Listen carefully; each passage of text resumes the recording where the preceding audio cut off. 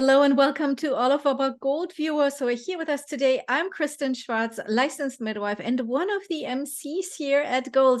And here at Gold, we are getting ready for our Labor and Delivery Symposium of 2023. This is a brand new symposium here at Gold. And with me here today is Dr. Kamilla Gerhard Nielsen. Welcome, Kamilla. Thank you. Oh, it's lovely to have you back by popular demand. It's good to see you again. Thank you so much. I'm very honored to be invited. You have a fantastic presentation planned for us here for this symposium titled Identification and Management of Fear of Childbirth. Such an important topic. And I want to jump into that in just a moment. But first of all, Kamilla, where in the world are you? So right now I'm in Iceland, on the east coast of Iceland. Yeah, with a very beautiful view of the mountains and right by the fjord. So, wow. That is absolutely beautiful. But you are also, or you're originally from Denmark, is that correct? That's correct. I'm just living a few years in Iceland to have an adventure and see what's going on here. Lovely, lovely. So you're enjoying your time so far? Yes, very much. Working in every different delivery suite possible and trying to, see, do they lack any knowledge? Can I offer some of my knowledge? And then in a few months, I'm going to go back home to Denmark. And so you are an obstetrician, right? And a psychotherapist. I think I'm still flabbergasted about this wonderful combination. I mean, you're not just one doctor, you're two doctors in one here, right? And I mean, that's a rigorous curriculum there, for your education that takes quite dedication here. So tell us a little bit about, you mentioned your work in delivery units there in Iceland, but tell me about your background and how did it come that you have these two specialties? Yeah. Well, it's I think it's just to accommodate the two different sides of me. And sides are actually something that I'm going to talk a lot about in this lecture, that I have a side that's really clear-minded and I want to diagnose and I want to treat people and I want to help people. But I also have a very emotional side that I couldn't really find room for only being a doctor. So I went into this whole, the mental state of people and how we feel and how I feel. And working with those two things together is just making it so meaningful for me. It's absolutely beautiful. And you brought up something that I find very, very important because you mentioned feelings and emotions, right? And childbirth is a time of big feelings, big emotions, right? For the family, but also, also for the care providers involved, right? We're dealing with the two lives here. There's a lot going on in the medical side, but also on an emotional side. And I can only imagine how, your knowledge of the mental side of things is so beneficial for the work you do with the families, but also working with other care providers, right? Exactly. And that's exactly in the delivery suite with a birth. That's exactly when I get to use my whole palette of skills. The analytical, I have to act really fast, but at the same time, I have to respect that what the room we're in, it's soft and quiet, and I'm just in the background. But in my head, I have this, if something happens, then I'll be, but at the same time saying, we've got everything under control because we really do in the Western world. It's really, we're doing a great job. We're doing a great job, but yet there is still a lot of work to be done or undone, to say it. I mean, I don't know. I think in Denmark, and I don't know what the C-section rate is in Iceland, but here I feel like I'm here in the United States, here in Florida and Miami area, we have a sky-high C-section rate, so we are overdoing. And that's not good either, right? So talk to me a little bit, because it's like this, we're walking this balance of letting birth happen, but being there when things need to be done. There's so much, it's very complex. Yes, it is. And I will also mention it a little bit in the lecture, that how we feel as healthcare professionals, that will influence our obstetrics. We see it on a small scale in Denmark. If you look at the cesarean section rate in the different delivery suites in such a small country, 5 million people. And then it will vary from delivery suite to delivery suite. Women with previous cesarean, they will either have a cesarean section rate of 10% or 50%. So it highly matters what birth culture we put into that place. And in Denmark, it's a matter of believing either that, well, the woman's integrity is best served by offering her to have either just birth or cesarean, or like we have the belief that if you can have a vaginal birth where you feel safe, and it is safe, then we feel it's better than a cesarean section. And that's the same in Iceland. They feel that vaginal birth has the potential to be better than cesarean section. So their rate is a little bit lower. Oh, even lower than in, even lower than in Denmark? In Denmark, yes. Wow, the rest of the Scandinavian countries actually are lower than Denmark. Oh, I learned something new there. I didn't know that. Yeah. I thought Denmark was already, compared to the US, it is very low. It is. But I'm guessing sure. the birth culture in the US is affected by that you can get sued if you do malpractice. That is correct, yes.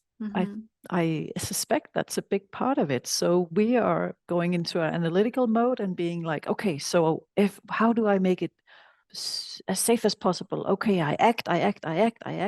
But we kind of forget the other side, that it's really important with the birth experience, and that we value that as well. Yeah. I think I haven't worked in the States at all, so I don't know. I'm just guessing.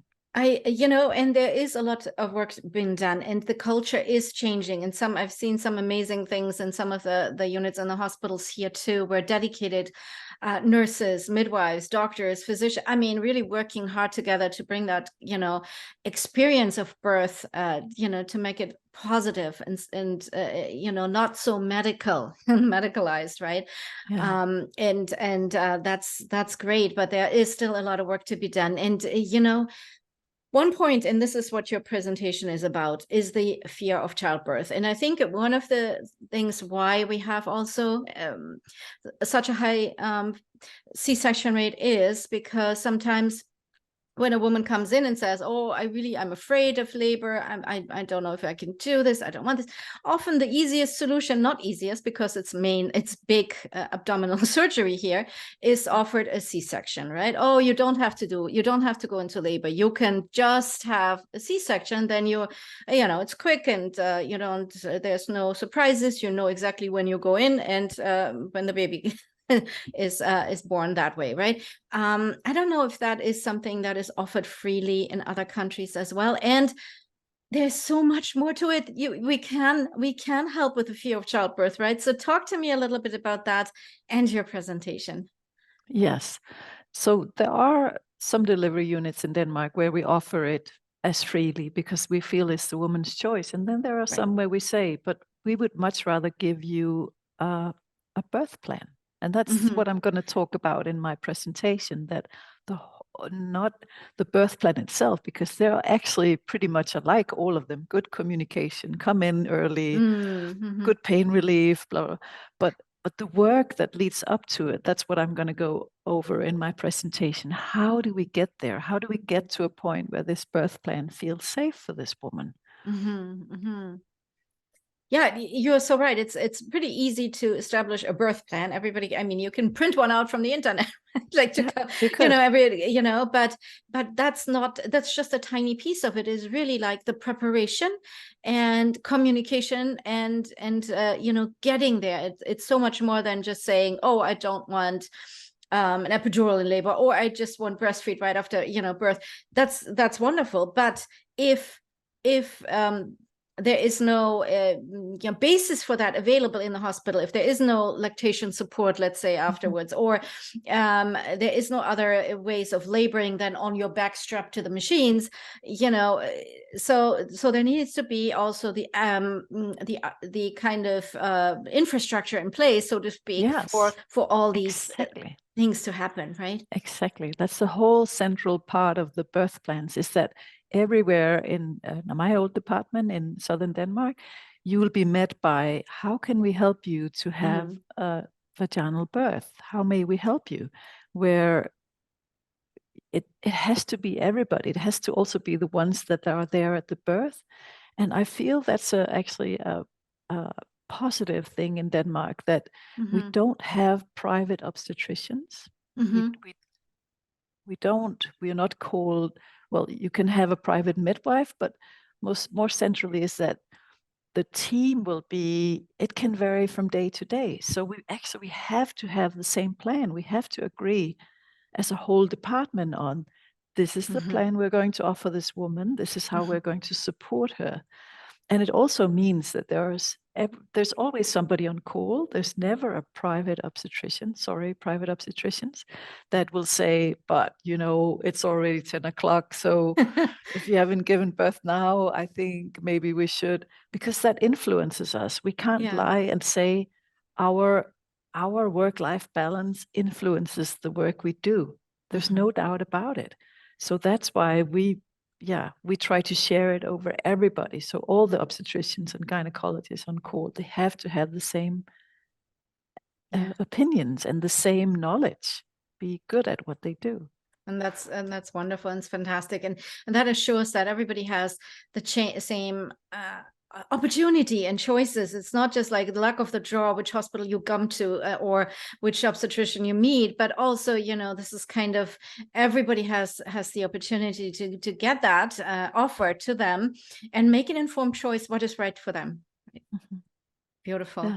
Yes, wonderful. Oh, Kamilla, I'm so looking forward to your presentation and what we can learn and how we can improve as a team for our families to serve them well and help with their fear of childbirth, because it is something that's there, and we don't talk enough about it, I feel. And I'm so looking forward to this presentation to really move up and move forward and offer that to the families we serve as well.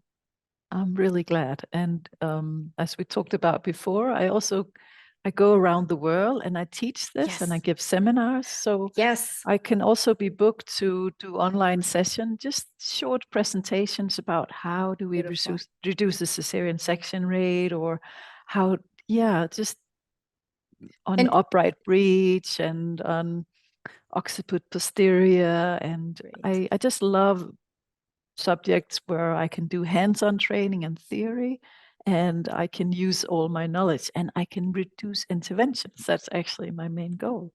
Fantastic. Thank you so much for sharing that. And that will be at obstetrywise.com. Is that correct?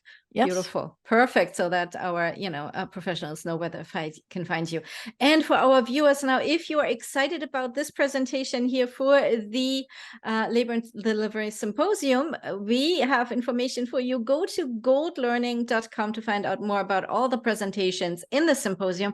We also have a live keynote presentation that is open access and free to everyone. So make sure you sign up for that as well and share that with your friends and families and colleagues around the world. Thank you, Kamilla, so much for being here with me today. It was such an honor having you here, and I'm looking forward to your presentation. Thank you. Thank you, everyone, for watching, and bye-bye, everyone.